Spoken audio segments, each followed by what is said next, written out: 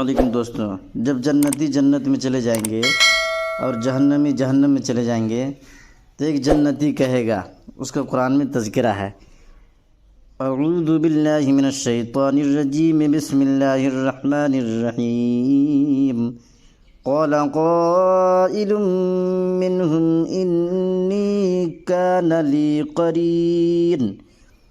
ان میں سے ایک کہنے والا کہے گا جنتی لوگوں میں سے کہ دنیا میں میرا ایک ملاقاتی تھا، میرا ایک دوست تھا، یقول اِنَّكَ لَمِنَ الْمُصَدِّقِينَ،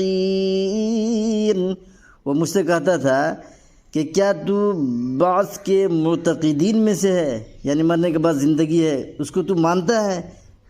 اَإِذَا مِتْنَا وَكُنَّا تُرَابًا وَعِظَامًا أَإِنَّا لَمَدِينُونَ،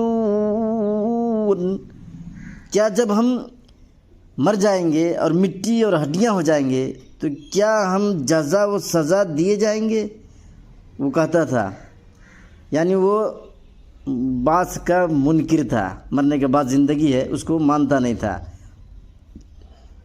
قال هل انتم مطلعون، ارشاد ہوگا کہ کیا تم جھانک کر اس کو دیکھنا چاہتے ہو؟ فاطلع فرآه في سواء الجحیم، اس کو اجازت دی جائے گی تو وہ شخص جھانکے گا تو اس کو جہنم کے بیچ میں دیکھے گا۔ قال تاللہ ان کدت لتردین، کہے گا اللہ کی قسم تو مجھ کو تباہ ہی کرنے کو تھا۔